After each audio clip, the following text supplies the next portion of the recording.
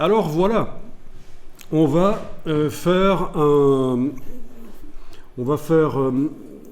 des boutons, 3 petits boutons qui vont servir à faire apparaître ces blocs. Au départ, dans le document ici, les blocs seront invisibles et les boutons vont permettre de les faire apparaître. Donc c'est un premier essai d'interactivité. Vous allez voir, ce n'est pas si évident que ça si vous n'avez pas suivi la formation. Alors ce que je vais faire ici, c'est sélectionner les 3 blocs, les dupliquer avec la touche Alt, je les déplace là, et je vais les faire plus petits avec l'outil de transformation manuelle ou avec la flèche noire et la touche majuscule, je réduis, je lâche le bouton à souris puis la touche majuscule bien sûr, voilà. Donc vous avez une espèce de petit menu qui vous dit, tiens, si tu cliques là, voilà ce que tu vas voir apparaître.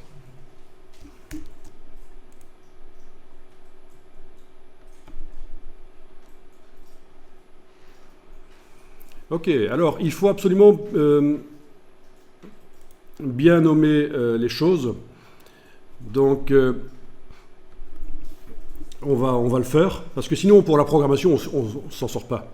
Si on n'a pas bien nommé les objets, ils s'appellent tous bloc 1, 2, 3, 4, 5, 6, et après pour s'y retrouver, c'est foireux. Alors l'idée c'est donc qu'au départ, ceci n'apparaîtra pas sur la page, et quand on survole ou qu'on clique sur les choses ici, ça les fera apparaître. Alors, pour que ceci puisse agir sur les grands objets qui sont à la droite, là sur la page, il faut que ce soit des boutons. Ben, on va les transformer en boutons. Je les sélectionne tous les 3, et je vais les transformer tous les 3 d'office en boutons. Donc vous allez dans le menu Fenêtre, Objet interactif, Boutons et Formulaire. Donc la palette boutons et formulaires apparaît. Et type, j'indique que c'est un bouton. Ce sont des boutons.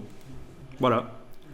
Du coup, vous avez les objets qui sont entourés d'un trait épais, pointillé, qui indique que ce sont des boutons. Vous avez aussi l'icône ici de bouton, mais qui n'apparaîtra pas dans le document PDF final. C'est juste pour la construction du document, on vous indique que ces blocs-là sont des boutons. Si vous êtes en affichage aperçu, vous ne les voyez pas. Ces petites icônes qui indiquent que ce sont des boutons. Il faut être en affichage normal. Alors, remarquez que voilà, chaque objet s'est transformé en un bouton et non pas les 3 objets en un seul bouton. Ça, si j'avais voulu faire ça, il aurait fallu que je les groupe par objet associé. Quand on groupe des objets et qu'on les transforme en boutons, ben voilà, on a un bouton qui est composé de plusieurs objets. Ce qui est pratique pour faire du survol. Voilà.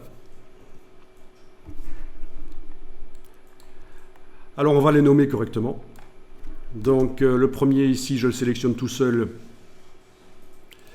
Et je vais l'appeler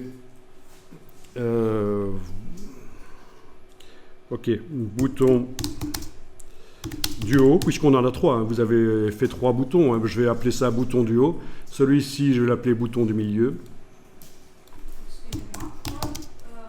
Donc celui-là, je vais l'appeler bouton du milieu. Hein. Oui, c'est très basique ici. Hein. Et celui-là, bouton du bas. Évidemment, si à un certain moment je veux changer le design et que je les repositionne, ce sera foutu. Hein, mais c'est juste pour vous montrer qu'il faut les nommer quand même, ce sera plus facile.